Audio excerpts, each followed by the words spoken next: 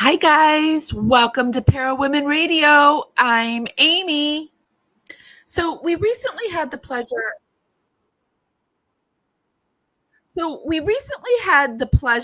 of delving into the exciting world of Sarah Boone's new neighbors in the lovely prison she now calls home. It got me thinking, who were her neighbors back when she was just your average, everyday Sarah? Before she earned the charming nickname Suitcase Sarah. And guess what I found? Her Frantz Court apartment 3 neighbors were living a pretty out of control life, just like Sarah. But was it as out of control as our Blaine Boone's Farm girl? We've got juicy interviews and court testimonies from those fine folks that we'll be dissecting tonight. Oh, and did I mention we're taking a little field trip inside Sarah's old apartment?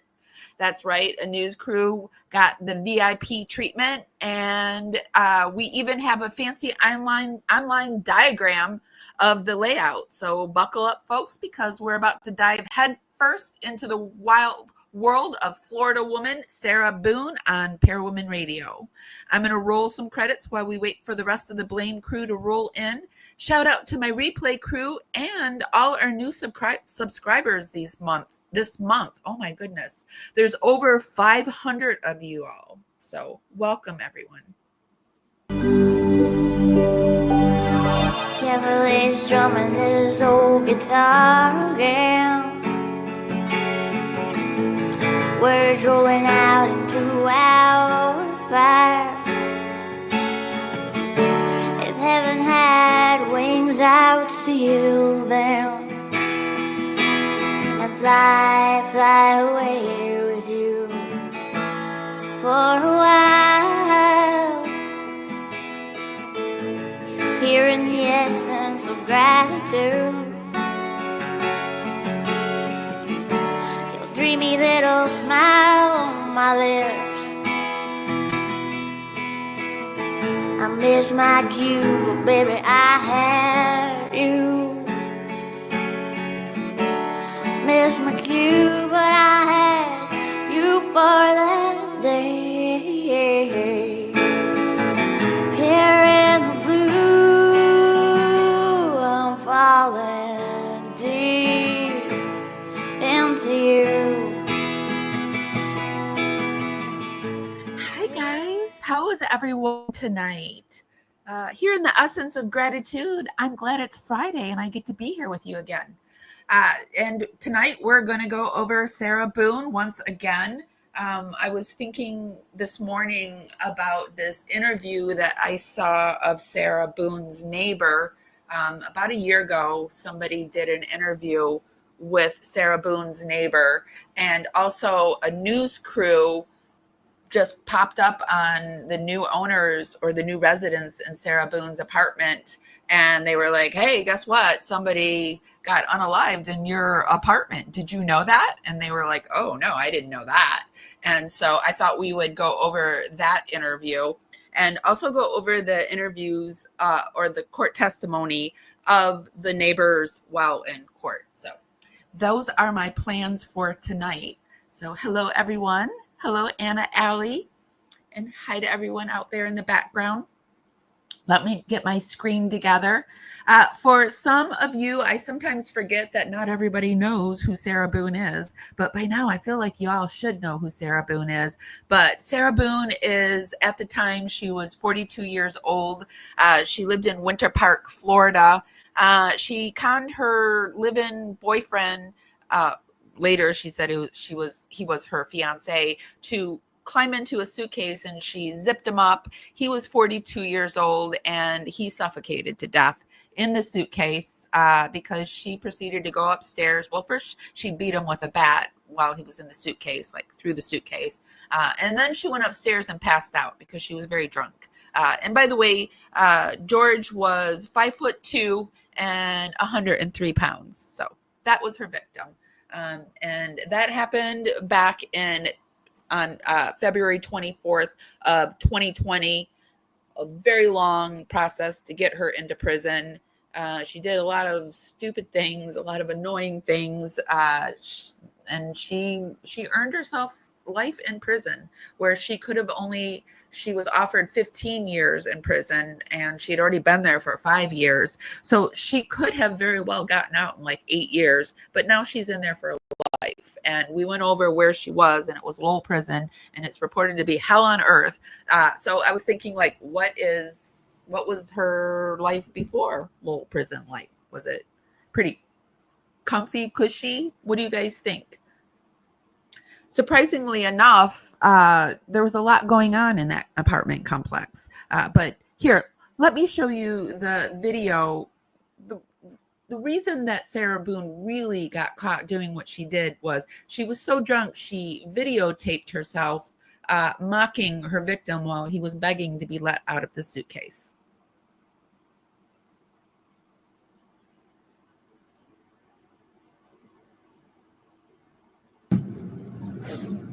Sarah.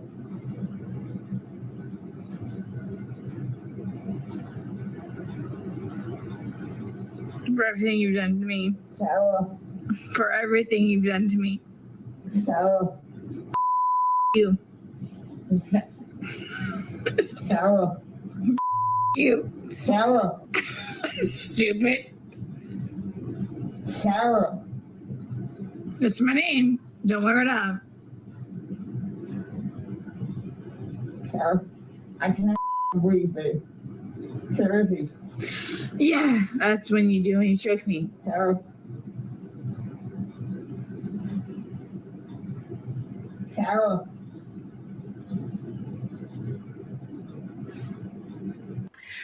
That's a hard one to watch, but that is the story that we are talking about tonight. So I thought what we would do is we would start with looking at the neighbors. So hold on a second. Ooh, I had to restart my computer just before I went live and everything's rearranged. Hold on one second, you guys.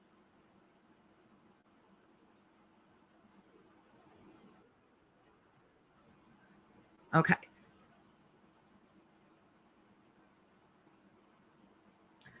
So over on Reddit,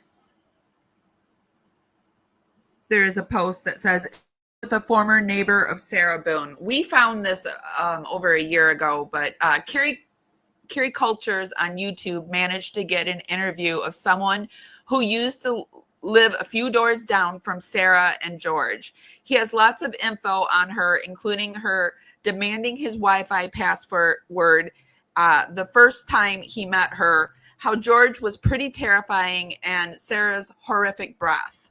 They have problems with the audio for the first few minutes, but it does smooth out. I hope I'm linking this correctly. So, and the channel that we are getting this from is Carrie Cultures.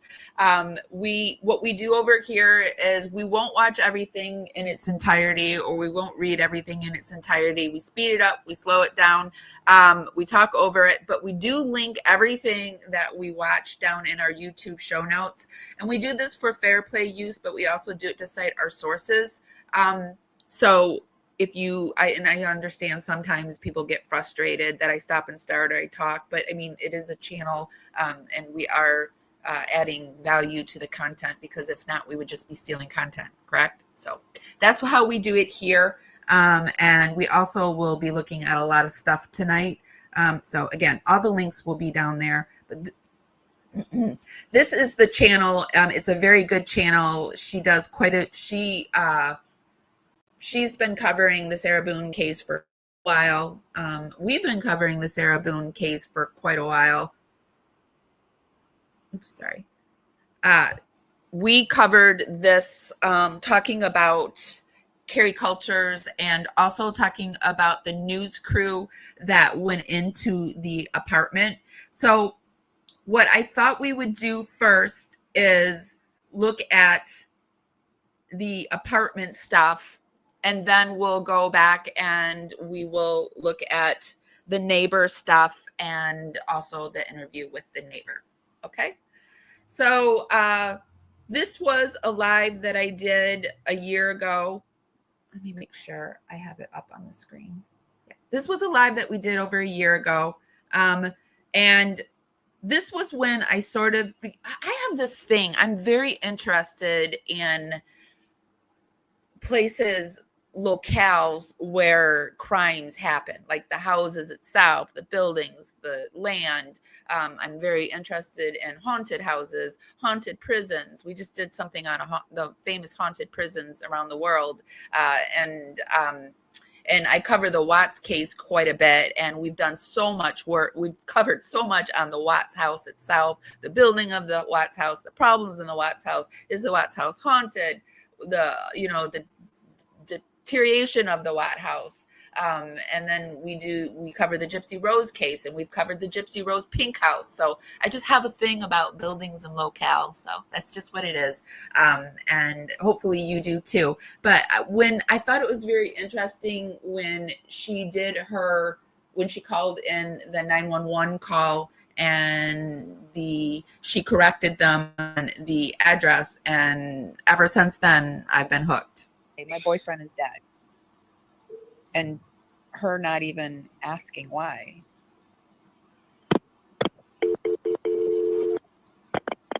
Come here.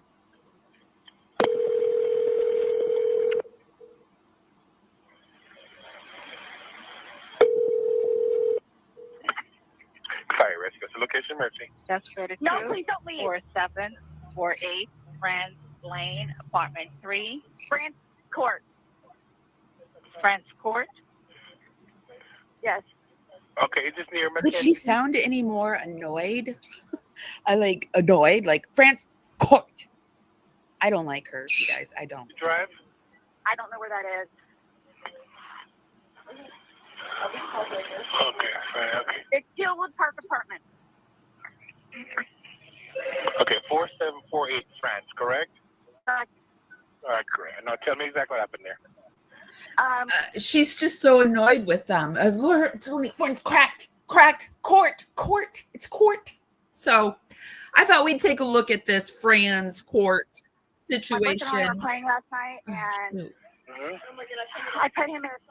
So going forward, Ashley Banfield was the news source that went in and got a news crew to go in and look at Sarah Boone's apartment. So let's take a quick peek at that. Okay. Because I kind of wondered what it looked like inside of her apartment. I don't know if I'm the only one, but I kind of wanted a visual on it, and we got a visual on it. Banfield shared the story, and here we go. That when they moved in, they were ecstatic, right? It's their new condo, it's their new place. There's nothing like moving into a new place, fresh start, get to put your stuff wherever you want, rejig stuff. And that was probably how this nice young couple felt when they moved into their place in Winter Park, Florida. And then it was like really weird because the neighbors were giving them strange looks. But whatever, right? Okay, we're new in town. Maybe that was why. Who knows? Till eventually one of the neighbors said, you're really brave moving in there. To which they responded, what do you mean? And that's when they learned the truth about their really What hot do you new mean place that I'm they just brave moving into my new It was house? a murder scene. Yeah, it was a murder scene. It was the place where police say Sarah Boone zipped her. Would you have a problem moving to a home that somebody had been murdered in? I wouldn't. I could do it. Yeah, I do wonder. Would you have a problem finding out that someone was murdered in the place that you moved into? Would you have a problem if someone just was just died? And because in a lot of places that you live, somebody has died in there. And then some states we've even gone over, because like I said, I've talked about the Watts house and the selling of it, and it's like from state to state it depends on whether they have to disclose whether that has happened or not. I think because I was a paranormal investigator and I'm not really too scared of that stuff. I don't really like it. I don't appreciate it. I don't want it. But I could live in somebody's apartment or home I could live in the Watts home. I could do it. I lived in a home where I moved in and a man had died in it. And I was told there was this angel statue on the porch and I was told never to move it. And I never moved it. And then I got, I don't know why I just laughed there for a second because it's just like a crazy story that I'm trying to put it into a tight little box, but I got a roommate. She moved in. She wanted to redo stuff, and I said, okay, but just don't move that angel statue. She turned out to be a real crazy person, and I had to move out a few months later. But she moved the angel statue, and you know what I'm about to say, don't you? A week after I moved out, she was found dead on the porch. So there are some things that I think are out there in this world, but I just, like, living with ghosts doesn't really bother me if they're like nice ghosts. So I would do it if I had money. George right there into that suitcase in the corner of the room, and then laughed and taunted him and videotaped it as he slowly had the life snuffed out of him, suffocated, died in that suitcase. Yeah, it would be really weird to see that footage. And I tried to find footage if we had, because I don't know why, but I swear I saw photos of inside Sarah Boone's bedroom and upstairs, but I searched all day and I couldn't find them.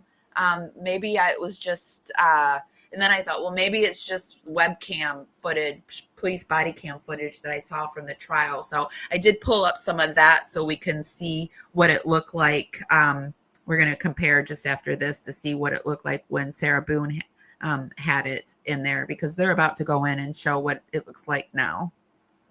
Tonight, for the first time, I'm going to take you inside that home because those new tenants have been kind enough to invite us in and show us where, in fact, this happened, because it was news to them that that's where they were living.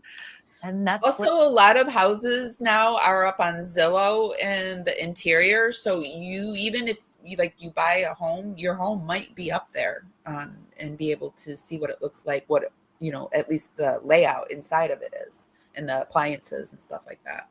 Where they are living.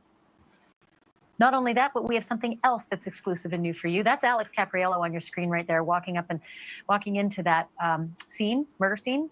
But the first person that Sarah Boone called when she awoke from her drunk stupor, and this is her story, not mine, as police told us, first person she called when she came downstairs from the drunk night and realized that Jorge was, dead in the suitcase, was not 911. It was her ex-husband. And so tonight, for the first time, he's talking to us.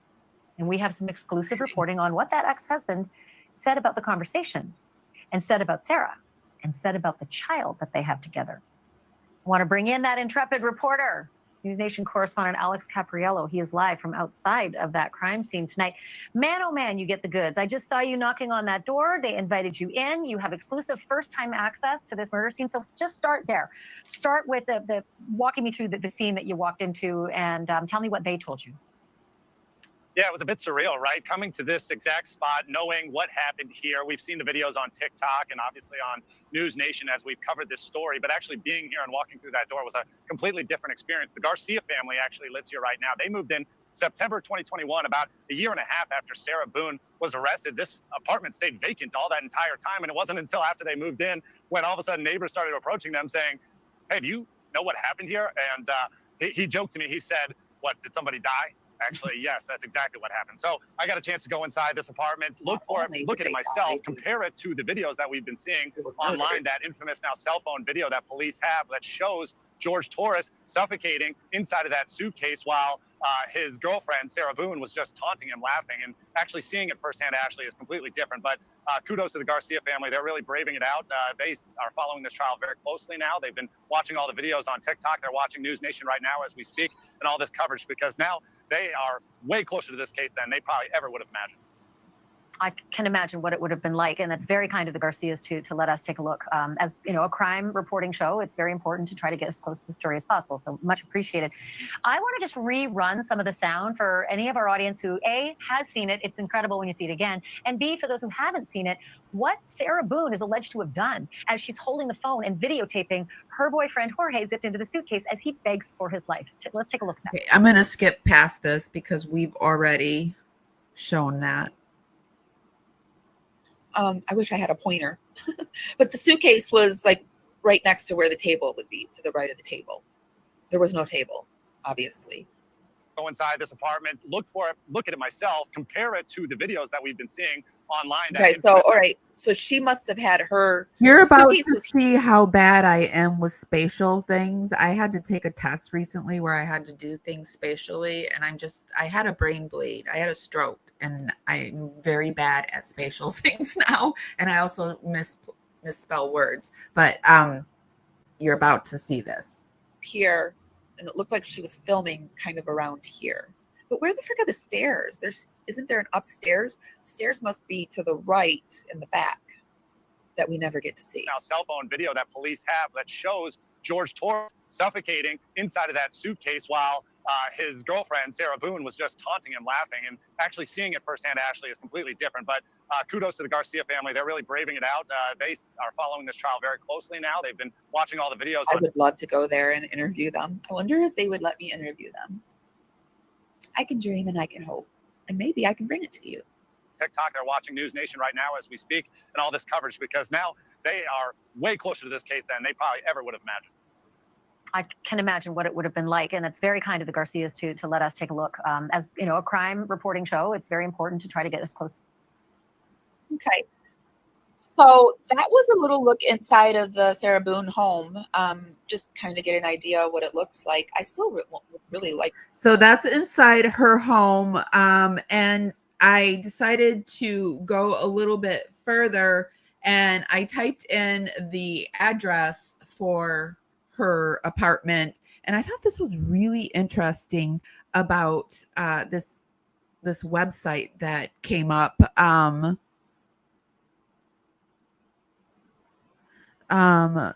I see. Hold on a second.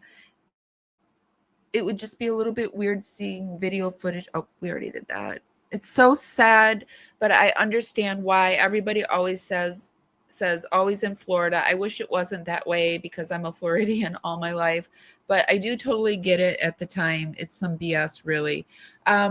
I'm Michigan, but I'm in Florida now, and yeah, there's a lot that happens in Florida that's pretty crazy. But Florida, there's, it's very rare. Well, not very rare, but a lot of the state isn't from Florida. So you've got a lot of crazy people from other states coming into Florida, and it's like a melting pot. So yeah, there's a lot of craziness. And Florida is also, you see Florida man and Florida woman because it's a state where everything is open to the public. You can, you can get anything. Nothing is kept under wraps in Florida. So that's the good thing about covering Florida cases. So yeah. Some 50 Shades of Grey type deal. Always crazy going on here in Florida. I would still love to visit Florida, even live there. Well, a lot of people are coming, so now's the time. It's being overrun with people. But we also had like a bazillion hurricanes last year. So there's also that. But anyway, I found this page. I was looking up the address, and I thought this was interesting. There's House Creep, where you can type in the address, and it will tell you if anything violent happened there or if anything went down. And this one's, or if there's a dark past, I should say. This one says, this listing contains user-submitted reports documenting historically significant events and personal experiences at this address, including reports of criminal activity, homicide, deaths, famous residents, and alleged paranormal occurrences. If you have more information about this address, let us know. And so Marianne Thomas put on here, Unit 3, Sarah Boone, 47. She was 42 at the time, but I'm sure she was 47 when she wrote this, was previously guilty of domestic abuse of her boyfriend, Jorge, but he went by George Torres, 42. On this occasion, she tricked or coerced him into getting into a piece of luggage with a zipper closure. She made 2 videos where he is heard begging for help because he couldn't breathe, and she mocks him. He died of asphyxiation and was found to also have blunt force injuries and cuts. In October 2023, Sarah was convicted of second-degree murder, miswriting 26. She has not yet been sentenced, which she has. We know she's doing life at, well, right now she's at Lowell, but she's doing life in the Florida prison system. So there is this site if you ever want to inquire. I wonder if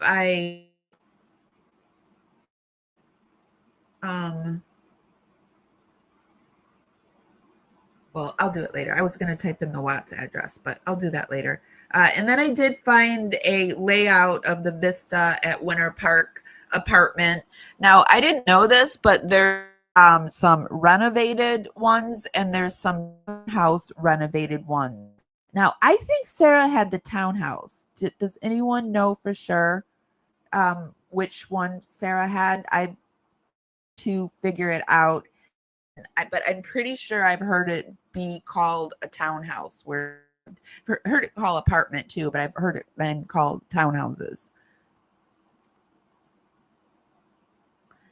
Well, the GTA I played back in the day was in the heart of Miami, where I was born and raised. Haven't lived down there in many years now, though. I've been further up the state for many years. Yeah, I'm like the Nature Coast, they call it, I guess. But it didn't have the different spots on the game, like Little Havana, etc.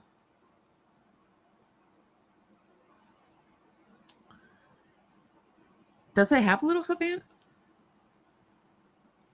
The Miami didn't have Little Havana when you lived there? I thought it always had Little Havana, but I don't know. I'm from Michigan, and there was Mexican town, Greek town, Chinatown, all within the Detroit area. So, and I'm an ex-social worker, and so in Mexican town, I had some clients, and it's just interesting that, I mean, in there's still pockets in every city, large city that has these like towns, which I always enjoy visiting. So for the food, I like to eat. So this was the apartment complex that Sarah lives at. There is the renovated, which go for $1,579. And we know she had a 2-bedroom. And then there's the townhouses that went for $1,699. The floor plan, and the floor plan for the townhouses is this. We can see, okay, this is the back porch where they would sit and do the puzzles, right?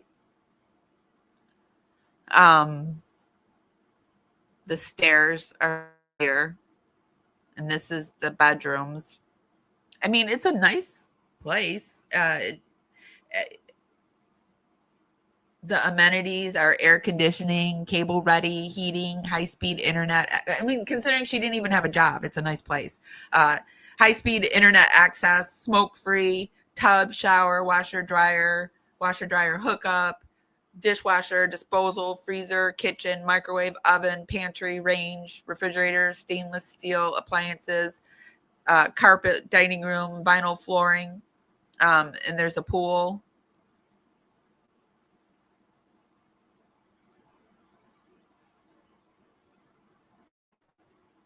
Here is more, this one's over on a different realty site. And I also did a Google search to see like what was around it, because she talked about how, she would walk to the gas station, or not to the grocery store. I'm sorry, not the gas station, but the grocery store. So here is the Vista Apartments. There's a veterinary hospital right there. There's a ice cream place, the Villa restaurant, some restaurants.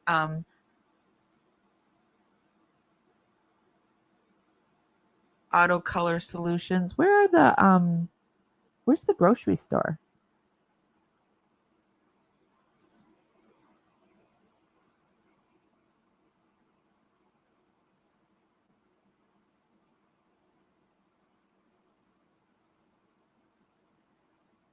don't see the grocery store anywhere. How could she have possibly walked to a grocery store? I don't believe they ever walked. I think they drove drunk.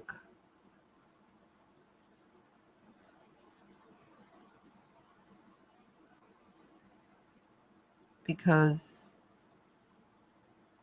I know she said she could cut through the back somehow. And I remember seeing this lake. Anyway, that is what the outline of, oh, and here's a photo of what her pool would have looked like. This is more of the amenities that she had. There was like a weight room.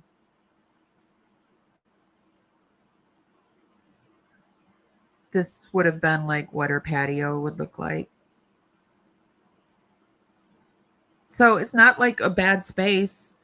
And well, we know Brian paid for it. So that's how she paid for to live in the apartment that she managed to live in. Okay, so that's a little peek into what Sarah Boone's apartment looks like. Let's go and talk about her neighbors now.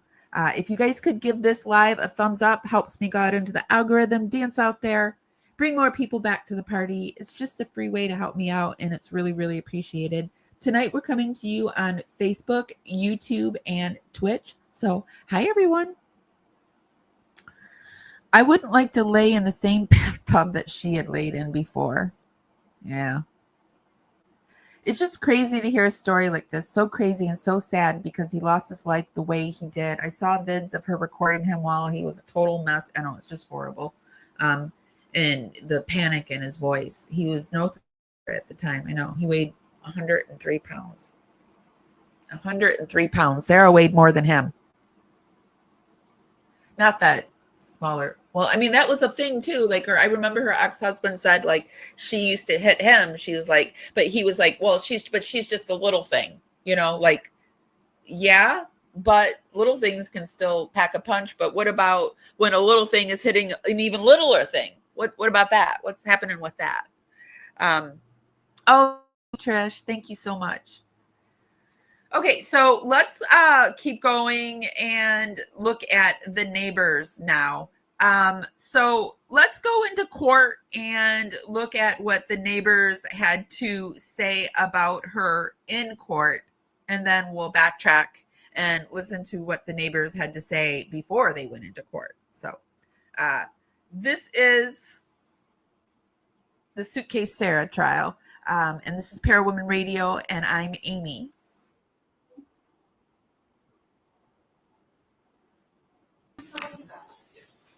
So you may be seated. After you're seated, if you can state and spell your name for the record for us. Vincent Battaglia, Vincent Battaglia. Thank you. Sir, you may inquire. Good morning, sir. Good morning. Can you tell us what it is you do for a living? Right now I work for an auto parts company. And where do you live? New Jersey. Back on February of 2020, where were you living at that time? I was living at the Tealwood Apartments in Winter Park, Florida. And what were you doing at that time when you were living at Tealwood? I was enrolled in Full Sail University. I was in school. When you were living at Tealwood, did you have any roommates? Yeah, I had one roommate, Brandon. Yeah, that was it. Them. That's Brandon Motes? Yes. Did you have neighbors? Yeah. Were you neighbors with Sarah Boone and George Torres? Yes. And approximately how long were you neighbors with them? About a year, a little over a year. I moved there in January 2019. And during the course of that year that you were neighbors with them, did you have occasion to interact with them at times? Yeah. In fact, did you ever go over to their home? Yeah, like a couple times, yeah. And I believe you tuned a guitar for a child there at the house? Yeah. This Tealwood apartment complex, how would you describe the walls that separated your units? Thin, like very thin walls. And with those walls being so thin, would you ever have occasion to hear arguing and yelling coming from Sarah Boone and George Torres's apartment? Yeah. How often would you hear this? Almost daily. Did Sarah Boone ever approach you about the things that you heard coming from their apartment? Yes. And where were you when she approached you? I was smoking a cigarette on my back patio. And approximately what time? It was this? pretty late. I can't remember the exact time, but it was definitely anywhere between like midnight to 2 a.m., like right around there. And do you remember how much before the date when the police called that this occurred? A few months, like probably 4 to 5 months before that. So 4 or 5 months before February of 2020. Yeah. And when she approached you on this late evening / early morning on that day, what did she tell you? Pretty much just kind of like, if I do hear anything, like through the walls or whatever is out back, just kind of keep my mouth shut. Like, don't really speak about it or anything like that or say anything to anyone. And I just was like, okay. Did she make any motions with her hands? Yeah, like just kind of like, finger over the lips, like kind of shh, like keep it hush, like that kind of thing. So she told you not to report anything you may have heard about arguments or yelling or fighting, anything going on over there. Yeah. She's so delusional that she thinks that people should listen to her, not to tell, because she said not to tell. I don't understand that. Yeah. Do you recall the evening of February 23rd, 2020? I do, yeah. And what about that evening sticks out to you? That sticks out to me from that night was literally just there was a very, very loud noise that I heard that was loud and powerful enough to shake my bedroom wall. And I remember that because I was sitting on my bed on FaceTime with my girlfriend at the time, and I literally felt the wall shake and stopped me mid-conversation. And she even asked me through the computer, like, what was that? And I was like, I have no idea. Did you hear any yelling coming from their apartment on that night? Before that, yeah, like it was just arguing kind of stuff. What was the last thing you heard? The last thing I heard was like the loud noise and just a little bit of shuffling, and that was kind of it. It just kind of went silent after that. Could you hear anything that was being said? Not clearly, and it was never really anything clear. It was just like you could hear arguing back and forth, just kind of like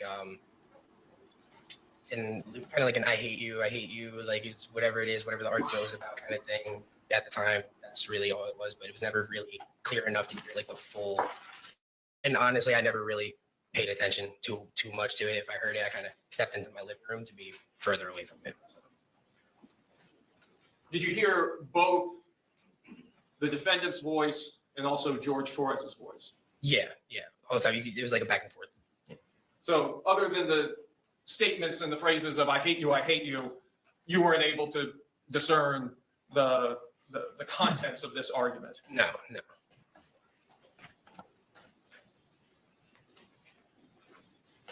What was the last sound you heard?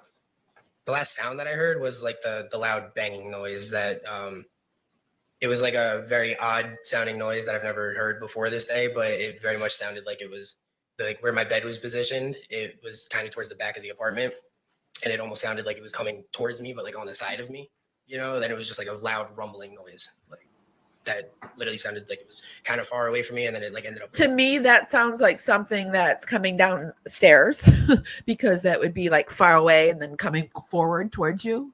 No, yes. Almost next to me. And like I said, the walls are thin, so like it's very easy to hear like through the walls, and not even just sideways. Like I hear my upstairs neighbor, like all around, very thin walls. Now, was your bedroom, where was it located in your apartment? The back of the apartment. So it was like, there's like a little kick out next to my patio, and that's like, that was my bedroom back there, like along the grass back there. On the first floor? On the first floor, yeah.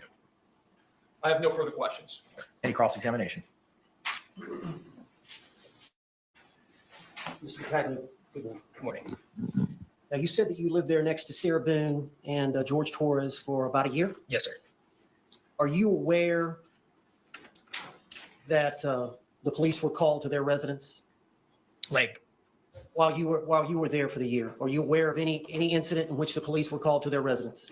I had never seen anybody there, but I had had other neighbors in the complex tell me that it has been on multiple occasions. So that's why. Just instead of what somebody else told you. Yeah, yeah. Just what you would observe. Did you ever, the year that you were there living next to them? Yeah. Were you ever aware that the police were called to their residence? No, the times that I was home, I never saw any police at the apartment there. And did you work odd hours or? Yeah, and with my schooling and stuff too, I used to have class at like 1 o'clock in the morning. So all the time I was at random moments, like just not home throughout the day and night and stuff like that. So yeah. Do you have an opinion as to whether or not, based on your interaction with Sarah Boone? I'm going to object. Let me finish, please. Do you know from your experience with Sarah Boone and your experience with George Torres that they drank alcohol? Yeah. Hang on. I'll withdraw to that question. Thank you. Yes. Are you aware that they both consume alcohol to excess? Yes. Thank you. Hold on. Yes, sir, of course.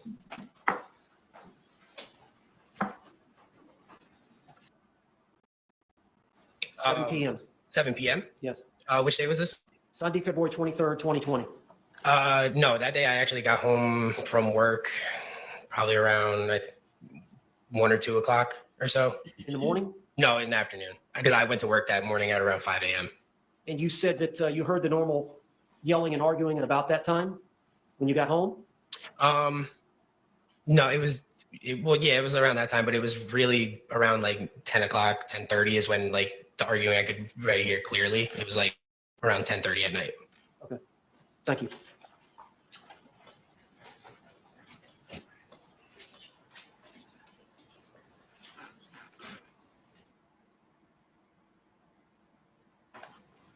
Not subject to recall. We would like him subject to recall. You've got his number. Okay. Yes. Thanks, sir. You can be seated. And spell your name for the record for us. Yeah, my name is Brandon Moats, BRANDON MOATS. Thank you. Mr. Castor, you may inquire. Good afternoon, sir. Good afternoon. Can you tell us how it is that you knew Sarah Boone? I moved into the apartment next door to her when I was in college. And so when was that you were in college? I would have moved down here in 2019 and would have been there until like 2021, 2022. So she was your neighbor at Tealwood Apartments, is that correct? Yeah, it would have been Tealwood back then, yeah. And did you have any roommates back then? Yes, I was rooming with Vincent Battaglia. And during that time, what were you doing? Like, as far as work and school? I was just going to school. During the time of this, yeah, I would have just been going to school. I don't think I would have had my job yet. I was just a student. Did you have much interaction with the defendant or with George Torres in this case? Honestly, I avoided them as much as possible usually. The apartment where you lived, I would have tried to avoid them as much as possible too. I'm not even someone who, if my neighbors are acting up or they're acting crazy, I don't want anything to do with it. I don't want anything to do with any of that nonsense. Tell us, how would you describe the walls that separated the units? Yeah, I remember that my bedroom was like the front-facing bedroom, and our walls shared a wall with where their staircase was. So like the way the apartments were laid out, we had a 1-story apartment, they had a 2-story apartment. So they had a staircase running right next to the walls next to bedrooms. Would you ever have occasion to hear arguing and yelling going on inside of the defendant's apartment? Yes, the walls were pretty thin. So if people were yelling, you'd definitely hear it. And how often would you hear arguments or disagreements going on over there? When I first moved in, it was it was at least like once a week, to the point that I started tuning them out. Like I got good enough at just like not listening to them. They argued very, very often. So actually, in just listening to him saying that they had 1-story and Sarah had a 2-story, then absolutely Sarah Boone coming back over here had the townhouse and they were living in the renovated. So Sarah, this was his floor plan here, and this was Sarah Boone's floor plan. So I'll get us back over there. Do you recall the evening of February 23rd, 2020? Yes, sir. And on that evening, could you hear arguing going on in their unit? Not late into the evening, earlier into the evening, probably like 7, 8 o'clock. That evening, probably like earlier on, I could hear arguing. And where were you inside of your apartment? I would have been in my bedroom pretty much all night. And your bedroom, just so that we can paint the picture, where would that would it have been, on the first floor or the second floor? We had a first floor apartment. Okay, so all the units were, or all the bedrooms were on the first floor. Yeah, like I was saying before, we had a 1-story apartment, and then they next door had like a 2-story townhouse. So we only had the 1 floor. Understood. And at a certain point, So when it went down the stairway, it just hit their wall. It wasn't like a joint stairwell or, like stairway on both sides. Like I'm in a townhouse, and so like my bathroom and my bedroom closet squares up with my neighbor's bathroom and his bedroom closet. So I always thought it was both of them were 2 stories in my mind, 2 stories high. So that's interesting there. Did you hear a loud crashing sound? Yeah, probably around 10:30, 11 o'clock that evening. And can you just sound for us in more detail? I mean, yeah, literally, like I said, at like 10:30, 11 o'clock, it's the way their staircase was set up. I could, my bedroom, the top of their staircase would have been like above my lane. It ends next to where like my roommate's apartment was. So I could hear something start above me super loud and then fall away from me like it was falling down the stairs. Did this affect the walls that were between your 2 apartments? Oh yeah, me and my roommate. I remember me and my roommate talking the next day about literally it shook both of our rooms. Did you ever have occasion to talk with the defendant about what happened? I never saw her after that. She would have, yeah. I never saw her after that happened. No further questions. Any cross-examination?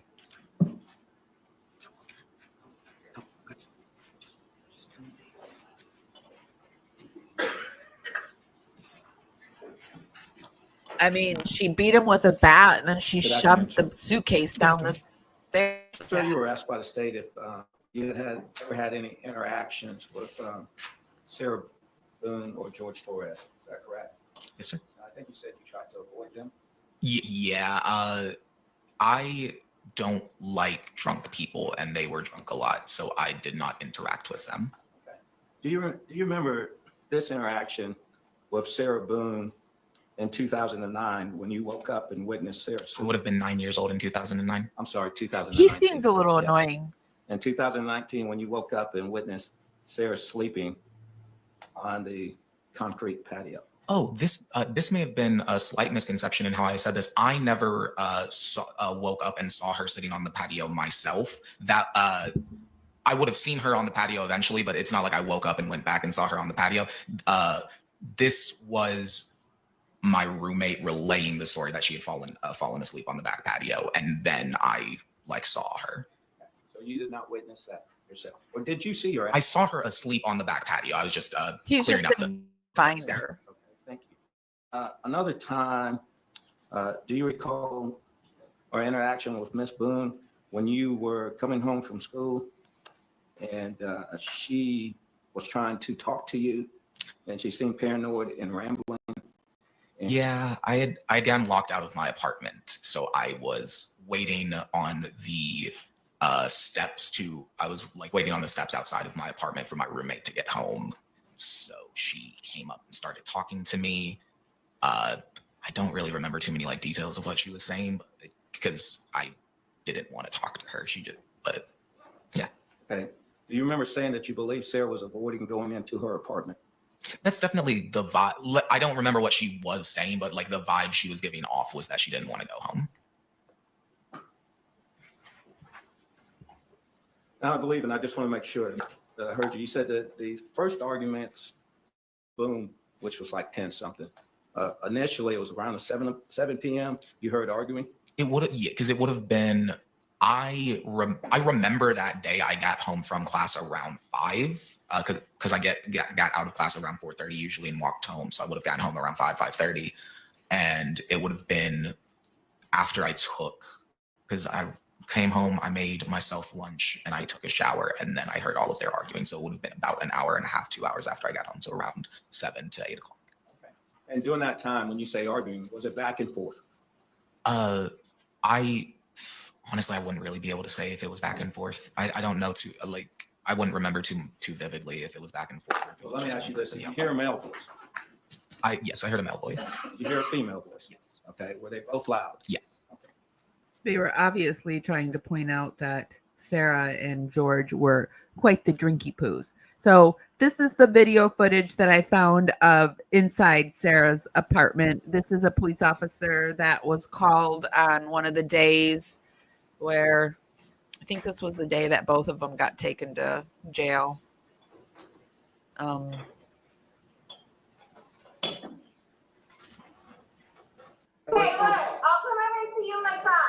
There she's yelling to one of her neighbors. Oh, you know, I think actually I missed one of the neighbors over in court. I'm sorry. This was her other neighbor, Sarah Boone's neighbor, said she saw her with a black eye. I think this neighbor believed you testified Sarah. that you saw Ms. Boone on occasion with bruises, other injuries, and a black eye. Is that correct?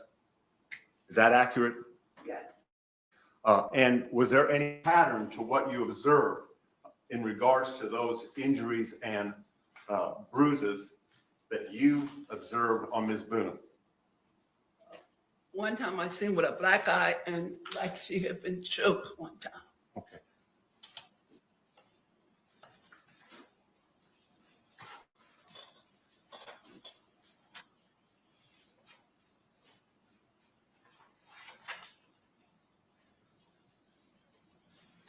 Did Ms. Boone complain to you about those marks?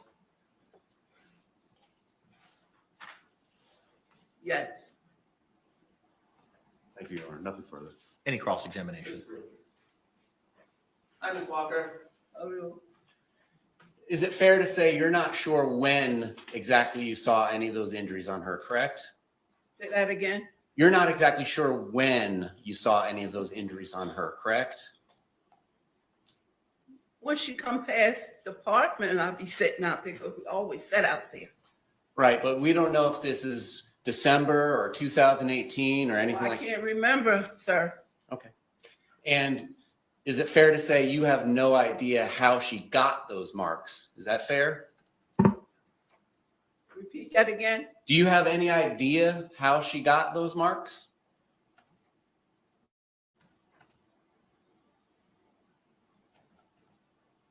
On the weekends, I see him and her go in. Okay. But you don't know who, if anybody, put those marks on her, right? Well, Just calls for yes or no. I can tell when they must have had an argument or something. I hear the dogs barking. Okay. And you're 5 doors down, right?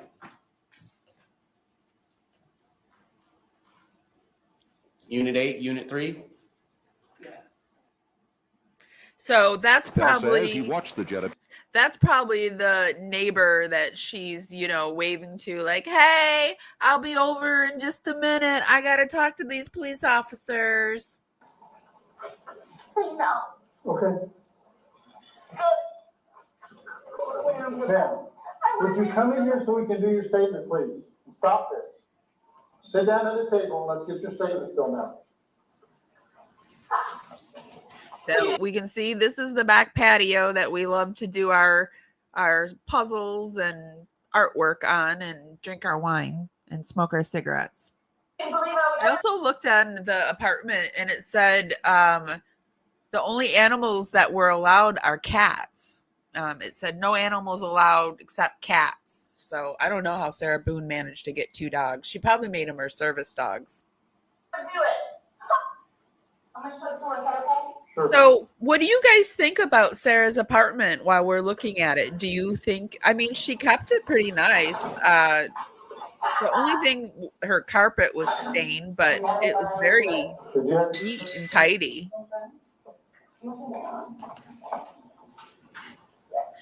Being an ex-social worker, going into a lot of substance abusers' homes, it can get a little messy. So she kept her stuff organized. I'll say that. I will give you the statement to write. I need your ID, please. What do you guys think? I mean, I think it's a nice enough place, but it doesn't take a lot to make me happy.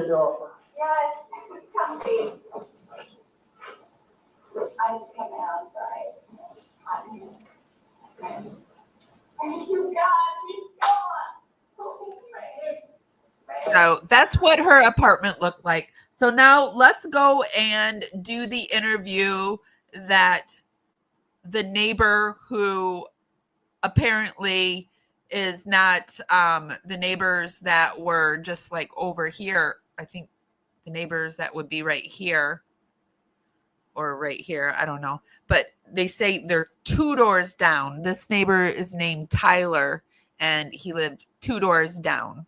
Last night while we were recording our live, My name's Amy, a surprise visit, and this is Parawomenradio. Be sure to give this live a thumbs up, and if you like my content, if you could share it, helps us go out into the algorithm. Those are all free ways to help our channel out, and they're really, really appreciated.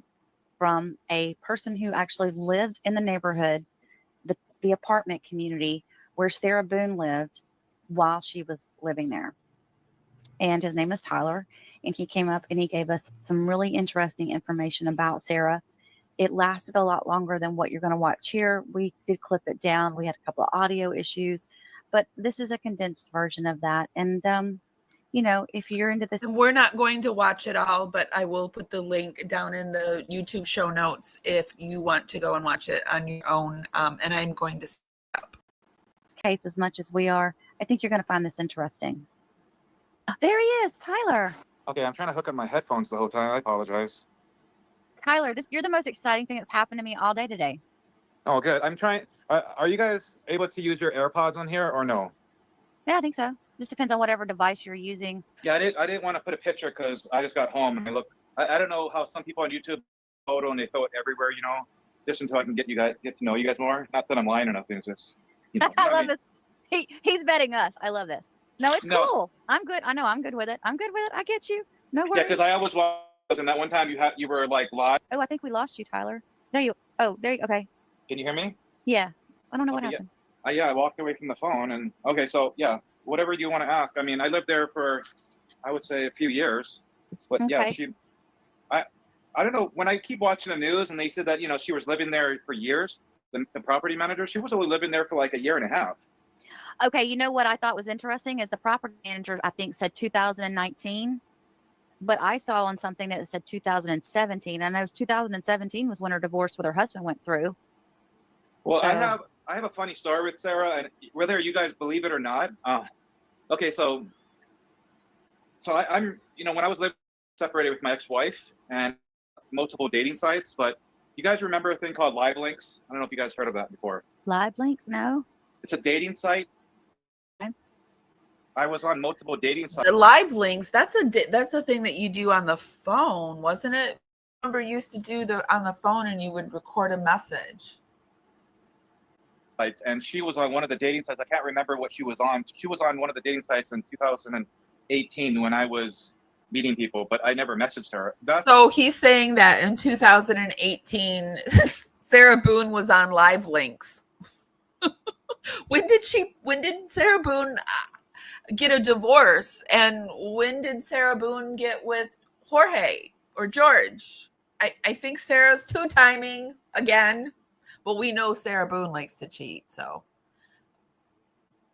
that's the whole reason I started a conversation with her, because I recognized her from the app. Oh, Sarah. So you talked to her out in the neighborhood?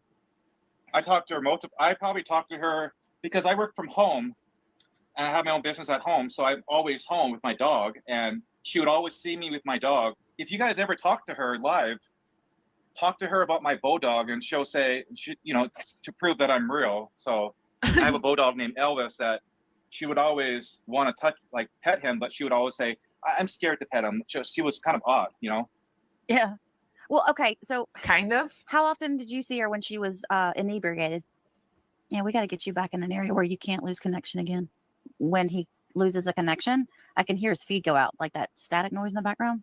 Yo, what should we ask? I'm not prepared. Okay, this is in the beginning when they were having problems. There's also a second interview that they do with them. So do I need to run a background check, Tyler? No. I've never. I'm just kidding. Tyler, I'm proud of you. I have no idea what that's like. I know that I smoke, and I would have a very hard time quitting smoking. I can't imagine being hooked on a drug like that. We got a couple of questions. I could probably tell you, okay, when she first met me, she said, hey. Oh, shit, we lost him. Oh, boy. I remember this part. Just as he was about to say something good, it would cut out. Ugh. Okay. So I'm like kind of a people pleaser. So at first I loaned her $7 in quarters the first time. That's all I had. And then like a week passed, and then she paid me back like, I think $6. And then she would always ask me for money or anything like this. I'm trying to think of the one thing that she asked me for. She would ask me for random things like, hey, I'm trying to think. She asked me for a USB drive one time. She was always asking me for weird stuff. But when I first met her, she was never like a. Y'all are so funny in the chat. What'd she ask you? Do you have an extra puzzle? Okay, he's back. What part cut out? It's so frustrating because I want to explain, but it keeps cutting in and out. I'm sorry. You had said something about her asking for a USB drive.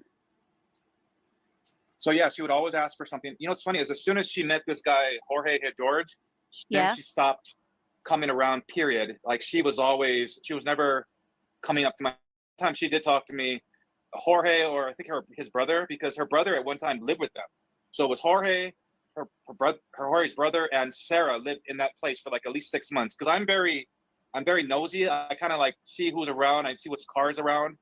Because before that Kia SUV, that Sorrento she had I'm trying to think of the car. She had you guys remember those older cars called Daewoo's? Yeah, yeah. It was a Daewoo. It was a light blue Daewoo. What color was a Sorrento? Do you remember what color her Kia was? I can't believe. So she was coming to his house and asking for things. So that is crazy. And we need to know which brother routers and he's talking about that lived crazy. So the Kia she had was, I can give you a better one. She had a white 2007 Kia. I don't know the model number. It was a white SUV.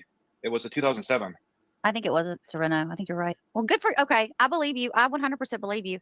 I got a good feel for you. It was a white SUV Kia, and she had at one time she had a sticker in the back.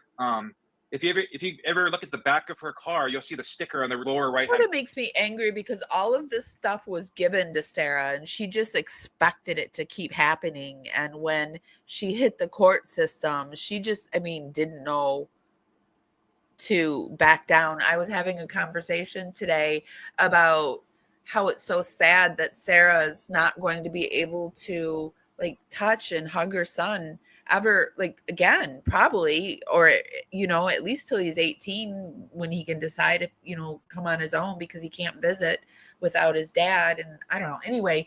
Then I was thinking, was she really thinking about her son when she was doing all this nonsense in the jail, and when she was offered 15 years and decided not to take that? Was she thinking about her son, the possibility that she might get life? I don't think she was. Corner. Okay. So I'm just very nosy. Go ahead. Sorry. I was going to say, Carrie has vetted you, but I have not. So I'm going to need some identification. So I can go ahead and have a background check on you, please. She's kidding. You know what's funny? When I first meet people, and this is the truth, I always tell people my name is Tony Henderson, and that's the name of.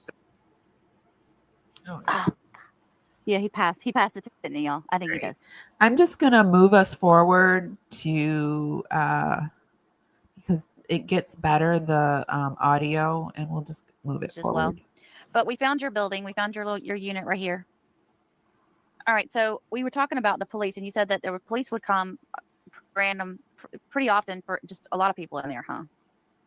Well, yeah, the police would come there all the time. Like I'm not from Florida. I'm originally born and raised in Hawaii, and I moved all around the world. But after I left California, we came to Florida because of different reasons. I was married at the time. My ex-wife had family there, but it was like a nightmare because I was heavily, active using. So then I It had was a to. bad time in your life. Yeah. Well, yeah, I've been. And he mentions during this interview, and this is why I say, like, the people all around Sarah Boone were going through their own things. He says he was, using and abusing substances and just going through his own stuff while his time where he was living in the apartment complex that Sarah Boone was living in and he was using and abusing. Sarah was using and abusing. So it just sounds like there was a lot of stuff going on. I would say I've been clean now for a couple years, but yeah, I'm still dealing with it because I have to take a medicine like injection every month, and I have to go to treatment. So yeah, it's like I'm not done yet. It's like a lifelong struggle with me. Well, they say that you'll always be an addict, and you just have to say, I deal every day. I wake up to a new day, I guess is what I hear. I don't know. Well, yeah, I was never hooked on meth or anything. I have all my teeth. I don't look like a drug user, but like with chronic, I was like in foster care since I was like little. So, and because, my parents were very abusive. That's why the whole Sarah being an alcoholic kind of really triggered me when I met her a year, after she moved in. Yeah. And I kind of felt sorry for her because she didn't have a job. Well, she had one job for a brief moment, and then she got fired or something. She worked at a restaurant as a server doing, I can't remember. She was telling me she was a server at some restaurant. Do you remember that one arrest video where she got arrested? Yeah, she lost it after she got arrested, didn't she? Because she didn't go to work. Well, I don't understand that video because she was never, when she first moved in, she had that server job. And then once she lost that job, she never worked at all. She was always looking. That's what they say, Tyler. What's that? I said they always say she was always looking. Yeah, I don't think she was she would always ever- looking she would for always, work, wasn't she? Try to correct the way I would speak because a lot of times when I would talk to her, she was always when I would have a conversation with her. When you're talking to somebody, you really can't fucking stand them. And she would always decided people like Sarah Boone, they're funny. They're funny. If you don't laugh at it, you're gonna scream at it. So I'd rather laugh at it. So people that in their nonsense these days, I don't know if it's because I'm coming out of a depression or what, but it just makes me giggle and laugh and just shake my head like, oh my, I'm so glad I'm not like that. always try to make me feel like she was better than me. But like when I first moved in, I didn't have a car for the first year. And she would always, when I would talk to her about me trying to get a car, she would always say, man, it sucks to be your age, not have a car. She would say stuff like that to me, like really pissed me off, I think she is one of those people that she like, if she feels like she can commit. The only reason Sarah Boone had a car was because she had Brian Boone, her ex-husband. Ugh. And you, she's going to command you. She's just like, just kind of evil. What's the word I'm looking for, Sam? Do you know when she was in interrogation and she was ratting on her neighbors being illegals? Yes. Okay, so I'm pretty sure this was her, but when she first met me, I didn't have my dog on the lease. I didn't pay a pet deposit because I didn't have the $500 to pay them. So he was in my house and I said, hey, don't say anything. She said, yeah, I'm not a snitch. And like literally a week later, I got a notice on my door stating that I have to pay the deposit or get rid of my dog. And I'm telling you that I'm not a snitch, but I am a Karen. she's the only one that I told that to. Yeah. So I wouldn't put it. She would always try to, I think she would always give information to the office people to kind of like make them. She would always try to make people think she's better than she is. Even though, you know how she always says, Sucking up to the office staff. Hey, I got something to tell you. Thinking that it's going to earn her some kind of brownie points for all of her BS that she's pulling. I can see it happening. Can't you? I'm not an alcoholic. I only had one drink. She would always make herself look better, but she never looked in the mirror. She was really horrible, So she Yes, was a rat. Tyler. She'd go to the office and oh my gosh, you guys, she was a neighborhood Karen, y'all. She was. I She was. I'm not a snitch, but I'm a Karen. Share it with her because the first. Okay, so so nobody lived next door to me to my left. Nobody lived there. It was empty. They were renovating it because you're not supposed to smoke in the units. And the person who smoked in that unit, I guess, really made the yellow. They had to like gut the whole apartment because the walls were completely yellow and they had to gut everything. So I know for a fact that when Sarah lived there, she smoked every day in her apartment. She never went outside and smoked. See, she tried to tell us that she went outside to smoke. Oh, Sarah. We were wondering about that. Well, we saw in one of the police videos, we saw her come out the door and she had a lit cigarette in her hand. The thing about Sarah, when I told you when I first met her, she came across as somebody who uses like meth because the one I only met George something twice, more than alcohol, and he was always like, in my opinion, I don't know. I just thought he didn't like. For me, I'm white and Japanese, but I look mostly white. But he just came across as somebody he didn't like white people. I don't know. Maybe even though he was going out with Sarah, he just when she would talk to me when she started dating him. But like I said, his brother was living there with him the first 6 months or 7 months when he moved in with her. You know, a lot of times, sometimes a person will think that somebody doesn't like them and they're like projecting that onto them, but it's actually the person is very shy or insecure about themselves. Like, I'm a really shy person, and sometimes people will read that as I'm stuck up. But it's me like thinking like, why would they possibly want to talk to me? And I'm thinking like I'm too good for them, you know? So I think a lot of times we misread people in that way. Just saying. Oh, that was the other. Do you know what did the brother look like? Did he have long hair or was it short? No, it wasn't the guy that stabbed his girlfriend in the head with it was this one was this one was like a younger, who he was. He was younger. He looked like I don't know how old he was, but he looked young. Like somebody in like high school. I think it's Juan. I think Juan is the baby. Okay. I think it is Juan because I think Sarah tried to play Juan and George against each other, and I think she even tried to like make moves on him.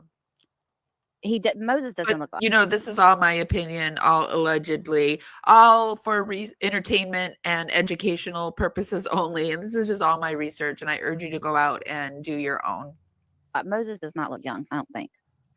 So that's interesting. I wasn't okay. I didn't snitch on anybody, but I was very observant on who owned what cars. Because when I bought a car, I would always like park it on Sarah's side because the people that live by me would park super close. So I'll park near her car. Like I said, she didn't have that Kia. She got that Kia like the year prior to her getting arrested. She had another car that was Daewoo. But she would always, when I parked on that side, like I said, I pretty observant with everything she was doing. But if you guys have any other questions about her, yeah, we do. There's a whole bunch. Hang on. Let me go down this one. There was a question about her hitting somebody with a car. Juan, the brother, said something about he thought she hit somebody with her car. Do you know anything about that? Like in the apartment complex, that she hit somebody? Yeah, I think it sounded like it was in the apartment complex, but I don't know for sure if it was. So with her car, to be honest, okay, this is kind of embarrassing to say because I had a bulldog that when I first moved in, I didn't have a vehicle.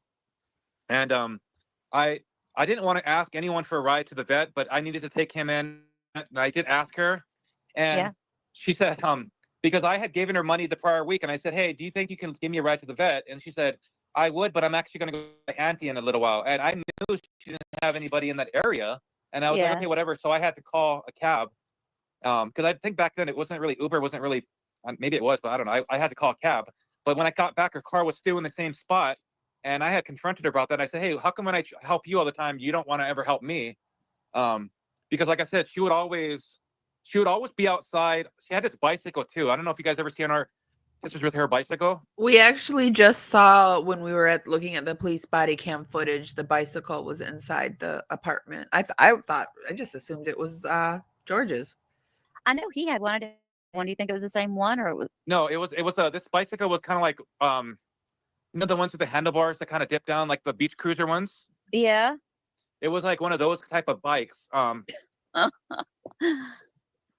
think, like I said, when I first met her, I think she was. This is just my opinion. I think she was using other things than alcohol because, like I said, my mom was a raging alcoholic, and Sarah, she always had the box of wine all the time. Every time she would be walking back, she would always have the box of wine. She loved that box of wine because there's the cheapest box of wine on the corner convenience store. She would always get. I think it was like $7 for a box of wine. Yeah. And you get the more wine for the money. And Yeah, to be because those honest, boxes, that's a lot of wine in those boxes too. yeah, to be honest with you, so I was gonna ask you guys, do you guys think that she's gonna get convicted or get set free? Oh, she'll get convicted. Okay, so this was a year ago. We're gonna pop it forward.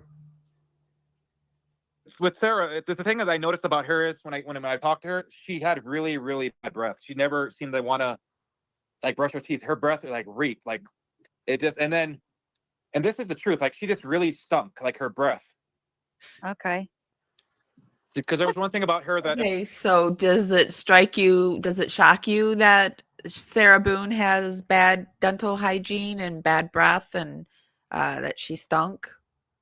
Every time I would look at her, it would always turn me off about what she had in her mouth. Okay, so you know when someone's missing teeth and they have that retainer? Yeah. So I was talking to her about my sister. My sister had a root canal, and Sarah was like, "Whatever you do, get the root canal. Don't have her pull her tooth because she's gonna pull her tooth and she's not gonna be able to afford the implant or the bridge or the." And I said, she's like, and then so on the side of her gum. Okay, so it'll probably be like 3 teeth back from her front teeth. She has a retainer that has 2 teeth in it. Oh. So it's like one of those retainers that's because you can actually get a bridge or an implant that drills into your gums, or you can get like this retainer that you have to put in your mouth. Yeah. So she was just telling me, whatever your sister does, don't tell her not to pull her tooth because she's going to regret it, because I had my tooth pulled when I was in my early teens and I had a gap and it was making me really self-conscious for years. But so like, I don't know if this stuff you guys can probably. I don't know. I'm looking for questions. And by the way, let me put this up. Thank you so much, Dan Russell. Sarah asked the police a few times for water and they refused when they were talking to her outside. I guess gone are the days that Sarah Boone gets any type of dental work done. The apartment. Yeah, I don't think they were allowed to give her anything. And then nobody had any bottled water at first. Yeah. Thank you, Dan, for your super chat. Just if you can think of any stories. All right. So let's go forward. And he actually, there's like another 35 minutes in this one, but he actually comes back and visits them. And let's see what he says in the second interview. Again, I'll link the first one so you can watch if you want to watch the rest of it. Back to my channel. We had spoken previously and you had told Fostered and she would be looking through because my blinds, I had those plastic long blinds and a lot of them are broken. So I had like a gap there for a brief moment before I fixed it. But I've caught her one time because a lot of times when she would come over, I'm not in the mood to deal with people. Like sometimes when I'm not in a good mood. And back then I was like I said, not in my right place with like my addiction. So a lot of times I would be detoxing and very, very sick. And I don't want to even talk to anyone, period, you know? So, yeah. But yeah, you can ask me anything you want. I'll try to like. Well, how long answer. how long did she stay at your back door knocking? She came over only one time. So she always would ring the doorbell. Like she would hold the doorbell on. And then she walked in the back because there's nothing around there. And I at one time had these really nice folding chairs that you could actually wear as a backpack. I got at REI. She came in the back and just like knocked and she was barefoot and I'm trying to think what she was wearing. She always wore like very short shorts. So this, right here you can she reminded me of my mom. Ugh, she wore really short shorts. So this is Sarah's unit down here. This is Tyler's unit. So they would walk back and forth. And this is where, remember when George was found in a tent in the neighbors? This is George's tent. Like, my mom was like a drunk. Plus, among other things, like my mom had a lot of mental issues. But my mom was like skin and bones like Sarah. And my mom also had very short hair, just like Sarah. And I don't know, I kind of like, she always reminded me of my mom. That gave me trauma kind of, but I still dealt with her for some reason.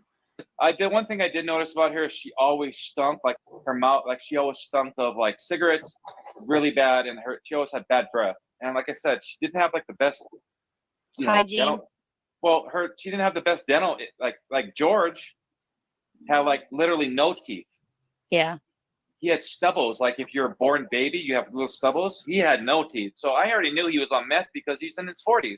So I wonder if Sarah was actually doing meth as well. What do you guys think? Because this is what this guy keeps insinuating. Like George had no teeth and he knew that he was on it. And this is all alleged. And he's saying that Sarah had horrible breath. And I don't know. What do you guys think? When I met or seen him, he was in his 30s when he came over with an attitude. One thing I was going to mention is my ex-wife, like we're from Hawaii, so my ex-wife, we were married and she made lumpia, which is like a Filipino like egg roll, and we offered it. I gave some to Sarah, and it was the weirdest thing. I gave her like six lumpia, and she came back. She says, "Oh, I don't think I'm comfortable taking these," and I was like, I don't want them. You throw them away. Like, why would you bring back food I gave you like an hour ago? And I was like really offended. That was weird. That is so she just like, instead of saying thank you, she comes back in an hour later and says, yeah, no, we don't want them type thing. No, she came over and my door was a screen. So I leave my door open. I get the breeze. She came over one time and said, whoa, what's that smell? And I said, my wife is cooking lumpia. And she's like, what are they? And I explained to her, she's like, I said, and then because I always offer stuff to people all the time. I said, would you like some? And she's like, well, if it's not too much. And I said, yeah, let's like, just to fry them up. Like you have to pre-roll them. It's like a whole procedure. And then you have to fry them. And I gave her, and they were really good. Like in Hawaii, they sell them at the food trucks and stuff. They sell them like when you walk into Kmart, when the Kmart was open, they would have them there. So anyways, she brought them back like an hour later, and my ex-wife was on the couch asking me, who was that? And I explained, and she's like, what? She's like, what's wrong? And she's like, this is what happens, Tyler, when you meet friends, the crackheads here. I don't remember because my ex-wife is not. I mean, I'm sure she took him home and they had an argument and he said, take him back. And instead of just throwing him away, she took him back. She's such a ugh.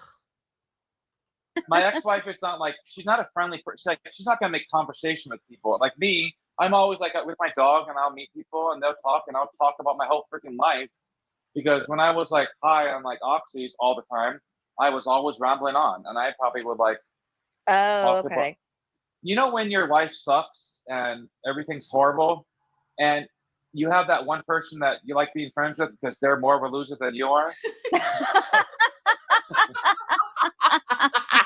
So that's, to be honest, that's how it was with my life. I wasn't working at the time for like almost a year until I got a job because I was trying to get on with the state, and I couldn't. Was he saying that Sarah was that friend, or he was that friend to his wife? I don't know.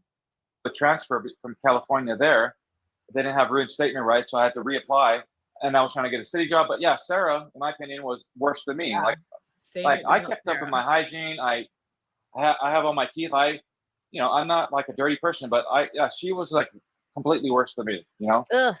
Can you see the picture I have on screen? Yeah, I see an apartment complex with an arrow.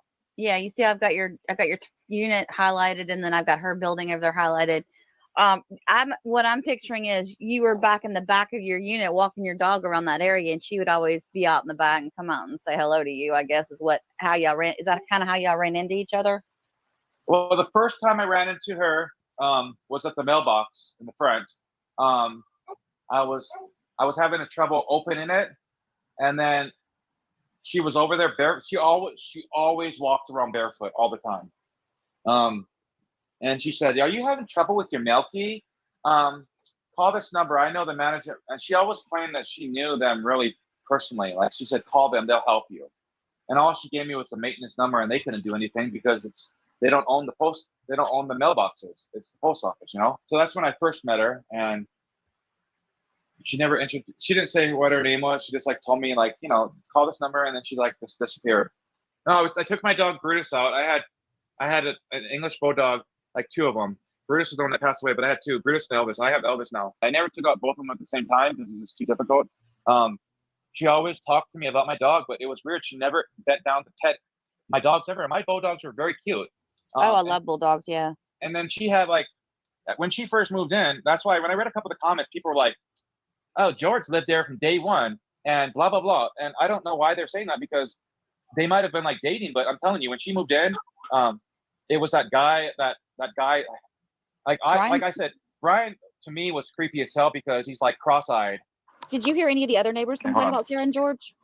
No, I like I said, I only spoke to Sarah once in a while, and then there was a family that was pretty cute. That was like a Samoan family, and I spoke to them once in a while. There was a maintenance guy that worked there there was a couple accusations made against him when I was living there that I heard from. There was also other maintenance workers there, and I never called them because they didn't know how to fix shit. They were like the worst people in the world. Did you say you mostly saw her late at night, or well, you said you saw her when you walked your dog? Was it mostly at night, or was she also a day drunk? Because I've heard she was a day drunk. Oh yeah, I do remember the first time she came up to me. She did make like an accusation. She's like, you have to pick up after your dog, and I said, I have a fucking bag in my pocket, and then she's like, whoa. And then when she said like that, like, whoa, I already knew that she was drunk because like when she was like talking to cops, like couldn't you when he said whoa, couldn't you just hear Sarah's voice saying whoa? I can totally hear it. I don't know what happened. Like she's like completely drunk. Like I said, she drank like the same wine as my mom, like in the box. My mom would squeeze that bag. She would cut the box open, and there's a bag in there, and she would squeeze it to the last drip. The reason I knew she drank those boxes because a lot of times when she would get out of her car, she would hold one under her arm and another one she would hold on the handle. She had two all the time. Did you see what I made? Because you told me that. Did you see what I made? Look. Yeah, that's exactly the wine. I remember it starts with the F. It's like it's like Frantz something, but that's Franz, exact. Yeah, that's exact wine. Did you ever hear about how George pitched a tent over there on the building on the other side of you? No, like a lot of these stories like might have happened like when I left, like when we moved out. And yeah, like I said, the one time he did come over and like kind of like I think he was just kind of like they were both jealous people, and I think he was jealous that I was talking to her because I was in my middle, like late, like I don't know, say 30s. Yeah, I think he probably was jealous of him. I mean, and I think George did have his issues, and I think George did hit Sarah. And I don't think like we had a conversation today about do we think Sarah Boone should be in prison for the rest of her life? And I would have said no. I would have said no because I don't think that she pre-planned it. I know some of you do think that, and that's fine. I can live with people that have different opinions than me. But I don't think be there for life. Now I do because that's her sentence. But I mean, she could have done 15 years less, probably, because it's 85% in Florida. So, what do you guys think? I'm gonna start wrapping things up, but there was a question that when I was doing my research that I came up on, and it says over in Reddit, I love my Reddit. Does anyone have sympathy for Sarah Boone? Do any of you have sympathy for Sarah Boone? This person says, I do, which I know might be crazy. And maybe that's why I switched from being a prosecutor to public and private defense work many years ago. I'm better suited to feel sympathy for people who aren't usually given it, or even people who aren't necessarily worthy of it. But I feel like Sarah is worthy of some sympathy. George beat the ever-living hell out of her on a pretty regular basis.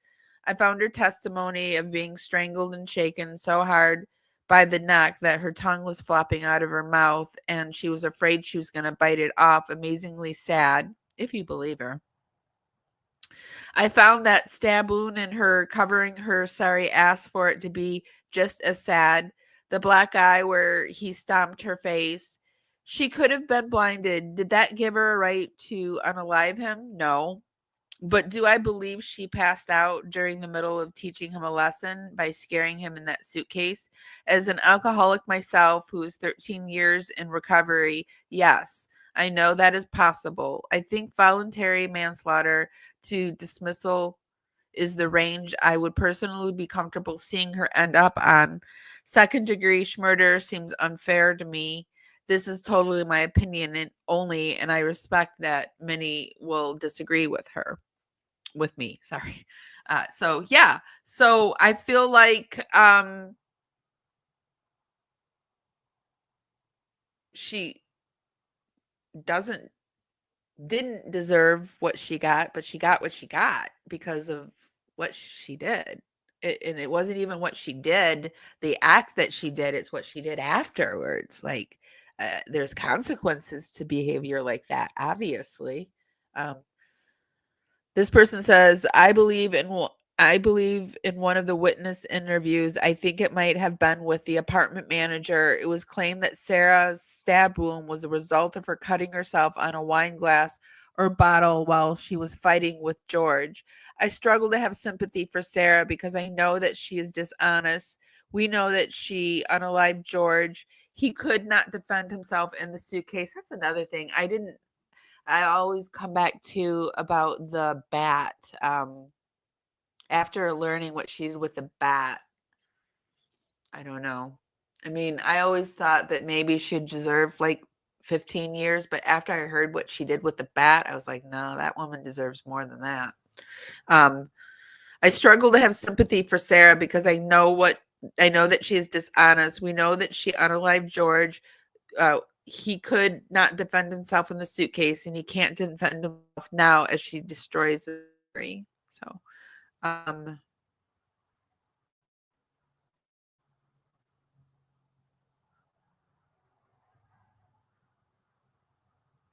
it doesn't look like anyone has any sympathy for her. The huge wound was only 6 stitches to close, small scar, the discoloration from pooled blood that runs down from after a wound. She's so full of it. Most of the pictures, one a pimple, one big bites or scabies.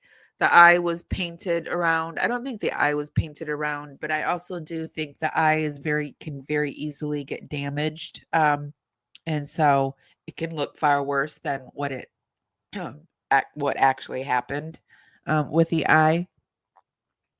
I think that they were abusing each other. I think they were both, hitting on each other. Why isn't the prosecution bringing these witnesses in or reading their statement? Just frustrated and worried she'll get away with murder with no. Oh, this must have been while it was still happening. Well, yeah, 3 months ago. No, I don't. I think she manipulated, emotionally abused Brian, and then abused George. She has not expressed any true remorse, any true ownership. If she would have owned up to it and said, yes, he beat me, I was so sick of it, I got so fed up and finally saw a way to make him stop by keeping him in the suitcase. Then I went upstairs because I was blackout drunk, but I never thought he would die. I might feel differently. Yeah. If she would have just owned up to it, like, Sarah, you did what you did. You deserve time behind bars. It doesn't even matter if you meant to do it or you didn't mean to do it. You did it. And so therefore you deserve time. What do you guys think?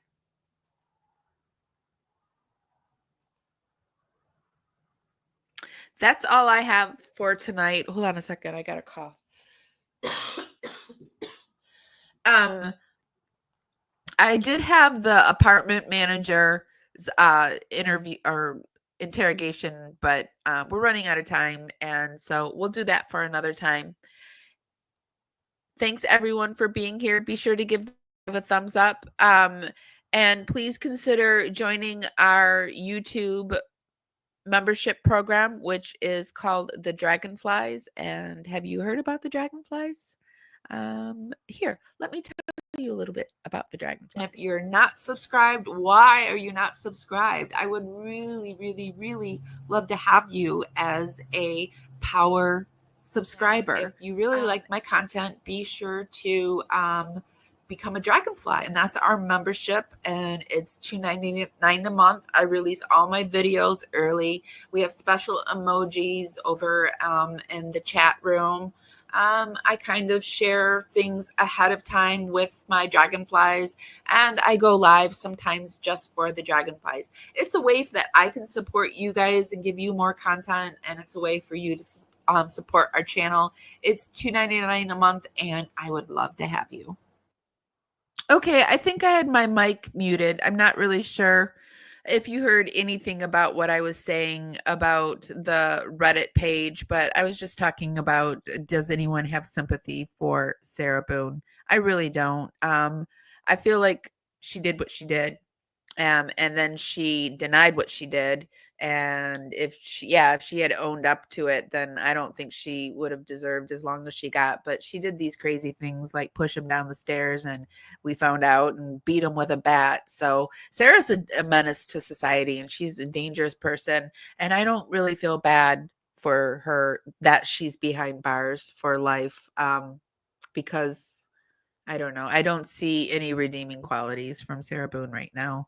And I mean, if she does, I think if she does get her sentence overturned, it will happen because of the whole lawyer fiasco that went on, and that she didn't get her 9th or 10th or whatever next lawyer in line. She had to do her sign. And I'm just guessing. I don't know. That's just like something in my feelings. Like if she ever does get an appeal, it'll be because of that situation, I bet. So anyway, guys, I'm going to go.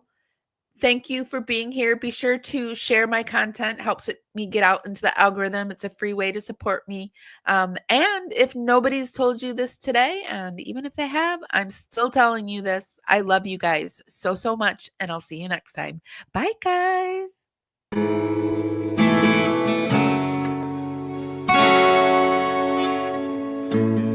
Carefully strumming this old guitar, words rolling out into the fire.